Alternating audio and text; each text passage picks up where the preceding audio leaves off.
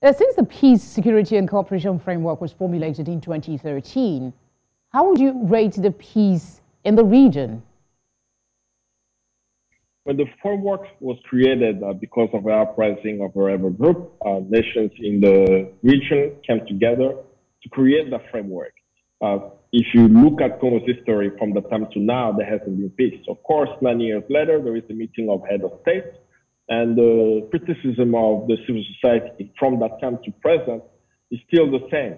That the framework focused on looking at the problem of the Congo, the conflict in the Congo, the crisis in the Congo, as a Congolese problem, when it's a regional problem. So as you look at the framework that was put into the document, it has a lot of obligations of what the DRC has to do in terms of national reconciliation, democratic process, election, and so on, to create a democratic space in the DRC. But it didn't take into account that even at the time of the signing, we had a rebel group called M23, and the M23 rebel was the rebel force supported by Rwanda. So as long as the framework is looked as a Congolese problem, we continue to come every year wondering why there is such rebel militia, rebel group in the DRC killing civilians, and why there is no peace.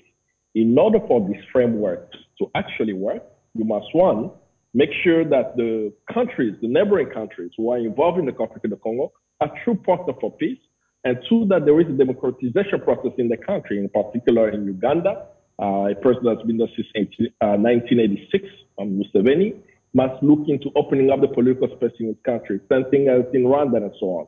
But if you're looking at the Congo conflict as Congolese must determine their affairs, solve the problem in the country without looking at regional leaders, we are going to go from summit to summit, having the head of state flying in private jets while conflict is still raging in the DRC.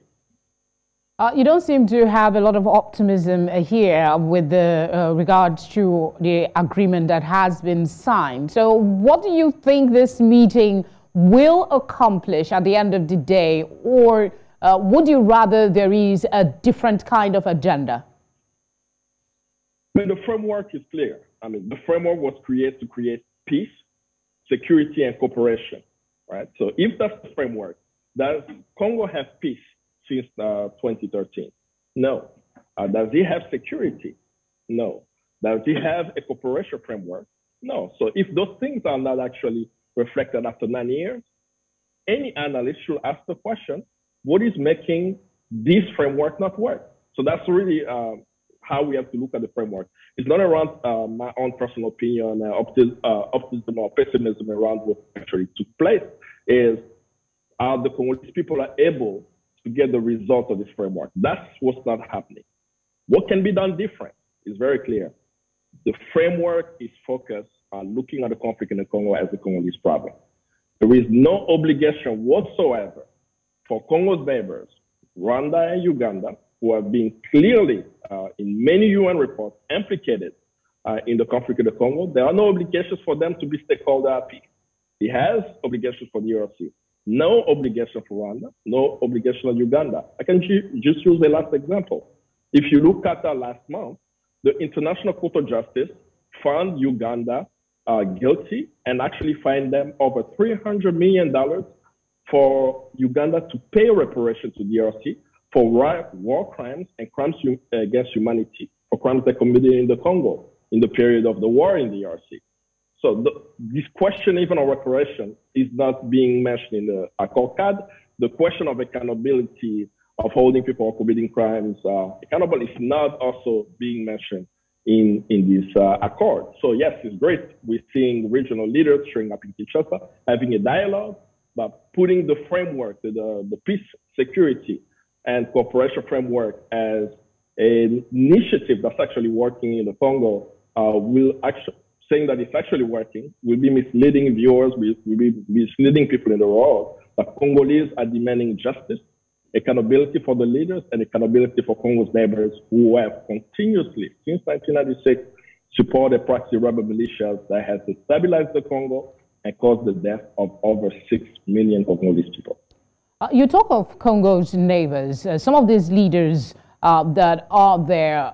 Whose responsibility do you think it is to begin to implement some of the content of this framework? I mean, Uganda has paid reparation. In what other ways do you see them getting involved in trying to restore peace in the Congo? Actually, Uganda has not paid a reparation. They've been found guilty, and they've been fined, but they've not paid? No. The International Court of Justice has sentenced them to pay over $300 million of reparation to the DRC for war crimes, crimes against humanity, for the occupation of the Congo and pilfering of Congo's resources. This is the ICJ case that was brought to the tribunal in 2005. It just concluded last month. So this is actually, something that's very concrete, and that's not included in the court card. How do you hold perpetrators of violence accountable, right? And then the court card that we're talking about, this framework that we are talking about, comes from a very particular problem in 2012. There was a rebel militia called the M23 that literally even took over a few towns, including Goma, the capital city of North Kivu in the east, and it brought in regional leaders together to solve the problem of the conflict. They say that we need to look at the conflict in the Congo as a regional issue. Let's find a solution. But when the solution was presented as a framework for peace, security,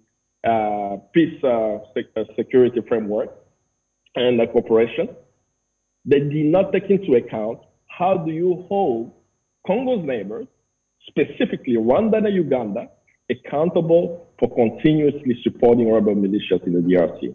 From 2013 up until today, have they continued to support rebel militias? Of course. How do I know that? Not my word.